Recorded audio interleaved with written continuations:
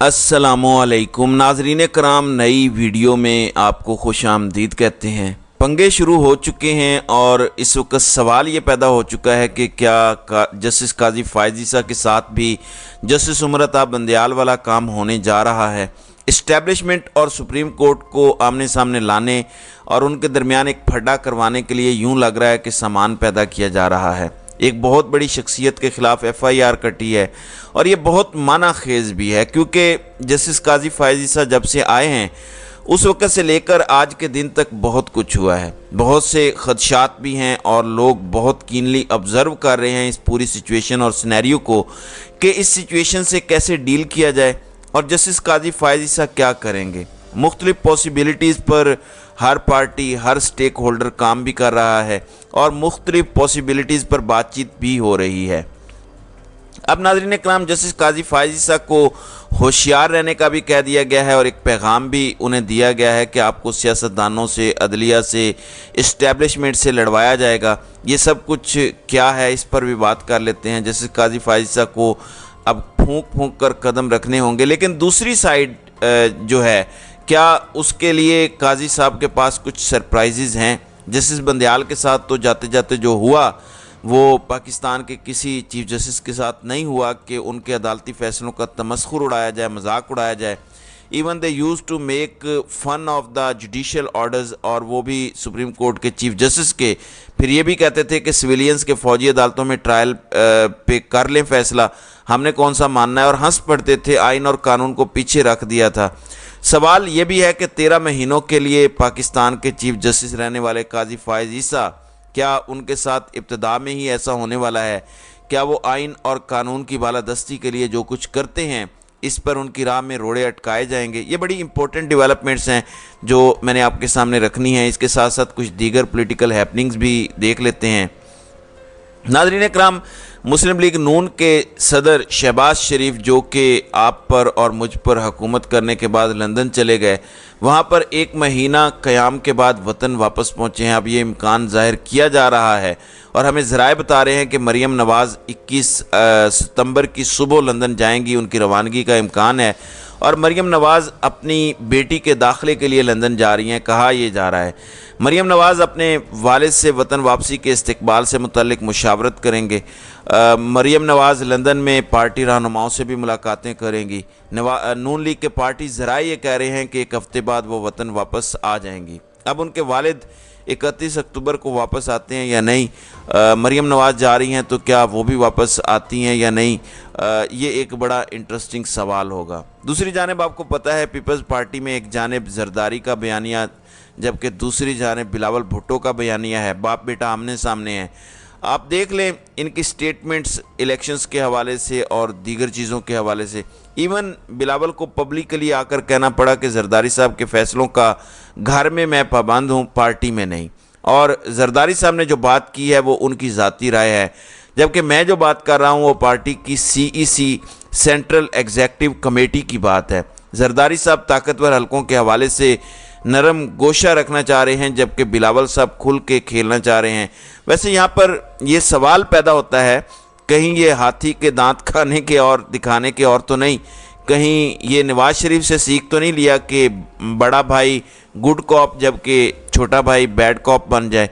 एक इस्टेब्लिशमेंट पर कीचड़ उछाले, दूसरा उनसे जाके बूट पॉलिश करे और कहे कि मैं समझा लेता हूँ, मैं ये कर लेता हूँ, वो कर लेता हूँ। क्या ये प्रेशर बिल्डिंग टैक्टिक्स तो नहीं है? ये तो आने वाला वक्त बताएगा। खबर यह है कि पीपल्स पार्टी की CEC ने बरवक्त इंतखाबात के मामले पर बिलावल भुट्टो जरदारी की पॉलिसी पर इत्तेफाक राय किया है। पीपल्स पार्टी के ज़राए का कहना है कि सेंट्रल एग्जीक्यूटिव कमेटी के इजलास में बरवक्त इलेक्शन के मामले पर तवील गौर हुआ और CEC ने बिलावल भुट्टो की पॉलिसी से इत्तेफाक किया। CEC में आसिफ जरदारी और उनके साहबजादे बिलावल भुट्टो की पॉलिसी पर मुशावरत की गई। बाद सीनियर अरकान की तजवीज़ थी कि आसिफ जरदारी की मुफाहमती पॉलिसी लेकर चली जाए। आसिफ जरदारी मईशत को बचाने की पॉलिसी अपनाने के ख़्वाह थे, تاہم سی سی کی اکثریت نے الیکشن پر آصف زرداری کے موقف کی مخالفت کی۔ پیپلز پارٹی ذرائع نے کہا کہ سی سی کی اکثریت نے بلاول بھٹو کی پالیسی کی حمایت کی۔ اجلاس میں فیصلہ ہوا کہ پیپلز پارٹی بروقت الیکشن کے معاملے پر کوئی سمجھوتا نہیں کرے گی۔ اراکین کا موقف تھا کہ عام انتخابات میں تاخیر قبول نہ کی جائے اور پیپلز پارٹی قیادت بروقت الیکشن سے متعلق جارحانہ موقف اپنائے۔ اراکین کا کہنا تھا کہ عام انتخابات میں تاخیر کا بھرپور خمیازہ بھگتنا پڑے گا۔ ملک اور جمہوریت الیکشن میں تاخیر کی متحمل نہیں ہو سکتی۔ پیپلز پارٹی بروقت الیکشن کا بھرپور فائدہ اٹھا سکتی ہے کیونکہ عام آدمی کے حالات کے ذمہ دار نون لیگ کو قرار دیا جا رہا ہے اور الیکشن میں سابقہ حکومتی کارکردگی کا نزلہ بھی نون لیگ پر گرے گا۔ پیپلز پارٹی کا یہ ماننا ہے۔ اب یہاں پر لوگ کھل کر بھی باتیں کرنا شروع ہو گئے ہیں۔ پیپلز پارٹی کے سابق جو رہنما ہیں خورشید شاہ، انہوں نے بلاول بھٹو کے مقابلے میں آصف زرداری کے موقف کی تعریف کی ہے۔ انہوں نے کہا کہ آصف زرداری نے بلاول بھٹو کے ہاتھ باندھ رکھے ہیں، اگر پیپلز پارٹی کے چیئرمین کے ہاتھ کھول دیے جائیں تو ہم 80 کی دہائی میں واپس چلے جائیں۔ انہوں نے کہا کہ آصف زرداری کا موقف اچھا ہے، وہ نون لیگ سے لڑنا نہیں چاہتے۔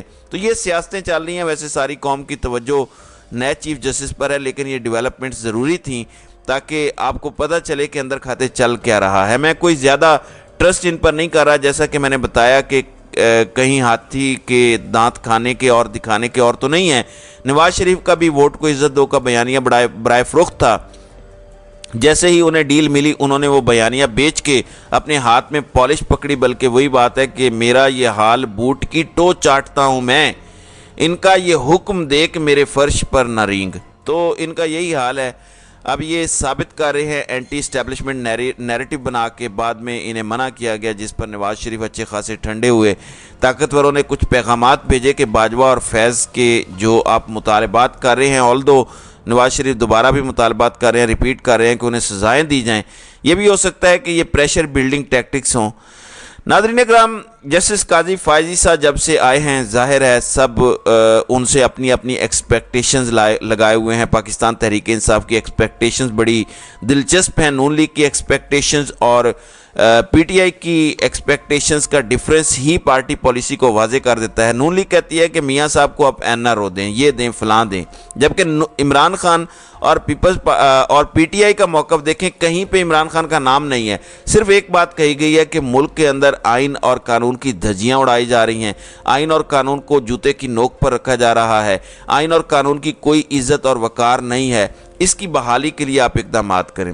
اچھا، justice Qazi Faez Isa he has a history with the establishment. General Faiz Hameed کے حوالے سے فیض آباد دھرنے کا کیس، اس کے بعد پھر جو قاضی صاحب کے ساتھ ہوا، عمران خان کی تصدیق کے باجوہ صاحب کی طرف سے قاضی فائز عیسیٰ کے خلاف ریفرنس آیا اور اسٹیبلشمنٹ نے کہا کہ یہ ان کے مسائل ہیں، تو ہم نے وہ فارورڈ کر دیا ریفرنس تاکہ ان پر تحقیقات ہو سکیں۔ اگرچہ پی ٹی آئی کو یہ دیکھنا چاہیے تھا اور خود ڈیسیجن لینا چاہیے تھا، لیکن پھر بھی عمران خان نے سکور سیٹل کیا اور یہ مانا، اور یہ بڑے شخص کی نشانی ہوتی ہے۔ انہوں نے کہا کہ ہمیں یہ نہیں کرنا چاہیے تھا، ہم سے یہ غلطی ہوئی ہے۔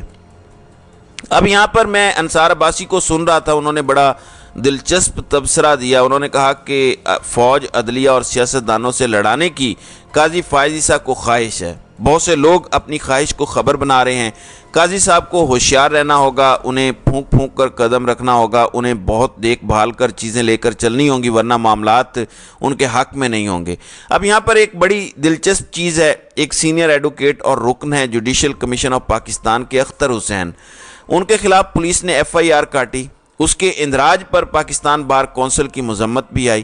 اب آج 3 بجے سپریم کورٹ میں ایک میٹنگ ہے، اس میں سپریم کورٹ کی کارروائیوں کے حوالے سے اور سپریم کورٹ کو آگے کیسے لے کے چلنا ہے، پاکستان بار کونسل اور سپریم کورٹ بار ایک الیکٹڈ باڈی ہے، اس کے ساتھ چیف جسٹس قاضی فائز عیسیٰ نے میٹنگ کرنی ہے۔ اس سے پہلے یہ بتایا گیا کہ مسٹر ہارون الرشید جو کہ وائس چیئرمین ہے اور mister Hasan Raza Pasha chairman executive committee of Pakistan bar council, انہوں نے سٹرانگلی کنڈیم کیا ہے جو حقائق سے منافی F I R city police station Rawalpindi میں mister Akhtar Hussain, senior advocate supreme court, former vice chairman اور sitting member judicial commission of Pakistan bar council, انہوں نے کہا ہے کہ पाकिस्तान बार कौंसिल के जो साबिका वाइस चेयरमैन और मौजूदा सिटिंग मेंबर हैं जुडिशल ऑफ पाकिस्तान के, उनके खिलाफ FIR दर्ज की गई है और उनके ऊपर इल्ज़ाम ये लगाया गया है कि उन्होंने रियासती इदारों के खिलाफ रैली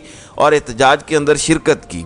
अगरचे उन्होंने पुरअमन एहतजाज के अंदर शिरकत की जो महंगाई के खिलाफ था, जिसने आम आदमी की ज़िंदगी अजीरन कर दी है। हर शख्स को आइन इजाज़त देता है, इसलिए अब ना सिर्फ इस FIR को ख़त्म किया जाए बल्कि उस अफसर के खिलाफ कार्रवाई भी की जाए जिसने ये सब कुछ किया है। नाज़रीन इकराम, मैं समझता हूँ ये एक वाज़ेह और क्लियर मैसेज है। काजी फ़ायज़ ईसा के लिए भी ये एक इम्तिहान है कि पाकिस्तान बार कौंसिल के सिटिंग मेंबर के साथ ये सब कुछ हो रहा है। अब इसमें सुप्रीम कोर्ट क्या किरदार अदा करती है, ये बज़ाहिर आपको बड़ी चीज़ ना भी लग रही हो, लेकिन ये छोटी छोटी चीज़ें हैं जो इब्तिदा में काजी फ़ायज़ ईसा के लिए एक वेकअप कॉल हैं। काजी फ़ायज़ ईसा के लिए ये एक मैसेज का दर्जा रखती हैं। आप देखते हैं कि मामलात होते क्या हैं। अंसार अब्बासी जो ताकतवरों के भी बड़े करीब हैं, उन्होंने कह दिया है कि नए चीफ जस्टिस पास होंगे या फेल, उन्हें बड़ा फूंक फूंक कर कदम रखना होगा, होशियार रहना होगा और अदलिया और इस्टेब्लिशमेंट लड़ाई को अवॉइड करना होगा। इससे एक चीज़ वाज़ेह है कि इसके इम्कानात ज़रूर हैं। मैं हमेशा ये कहता हूँ कि जुडिशल इस्टेब्लिशमेंट और मिलिट्री इस्टेब्लिशमेंट या कोई भी इदारा, इनके दरमियान किसी किस्म का कोई मामला नहीं होना चाहिए। सब अपना काम करें। सब इदारे पाकिस्तान के लिए ज़रूरी हैं। सब अपना अच्छे तरीके से काम करेंगे तो हमारा पाकिस्तान तरक्की करेगा। हम तो अच्छे की उम्मीद ही रख सकते हैं। इससे पहले भी हमने उम्मीद रखी, लेकिन अनफॉर्चुनेटली ऐसा नहीं हुआ। इस दफ़ा उम्मीद है कि चीज़ें बेहतर अंदाज में चलेंगी, लेकिन कुछ ऐसे इक़दामात होते हैं जो हालात को यकसर तब्दील कर देते हैं। तो नाज़रीन इकराम, आपकी इस वीडियो के हवाले से क्या राय है? आप अपनी राय का इजहार कमेंट सेक्शन में ज़रूर कीजिएगा।